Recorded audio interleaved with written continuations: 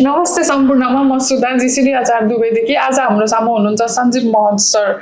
उहाँ चाहिँ माल्टा जाँदै हुनुहुन्छ, तर उहाँ चाहिँ आज नेपाल जाँदै हुनुहुन्छ, नेपालबाटै हुनुहुन्छ सायद माल्टा। त्यसको लागि चाहिने डकुमेन्टहरू इमिग्रेसनमा र एयरपोर्टमा डकुमेन्ट चाहिन्छ उहाँलाई। त्यो डकुमेन्ट आज रिसिभ गर्न आउनु भएको छ। म चाहिँ यो उहाँलाई दिन गइरहेको छु। लिन सक्नुहुन्छ हजुरको document. Thank you so much miss. खुसी हुनुहुन्छ? म धेरै खुसी छु मिस। जीसीडी बाट एप्लाई गरेको यहाँसम्म पुग्यो। आज भिजा पनि लाग्यो। आज नेपाल जाँदैछु, पछि अब नेपालबाटै म फेरि माल्टा जान्छु। Thank you so much GCD.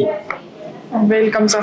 GCD सम्मको जर्नी कस्तो रह्यो हजुरको? यहाँको सर्भिस लाइक यहाँको स्टाफहरूको सर्भिस कस्तो रह्यो?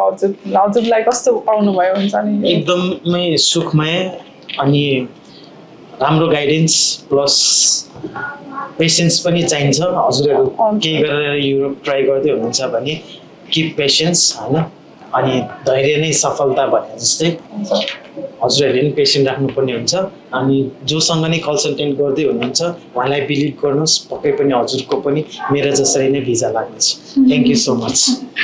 धन्यवाद हजुरलाई यो हजुरको यो पोजिटिभ थिङ्कको लागि।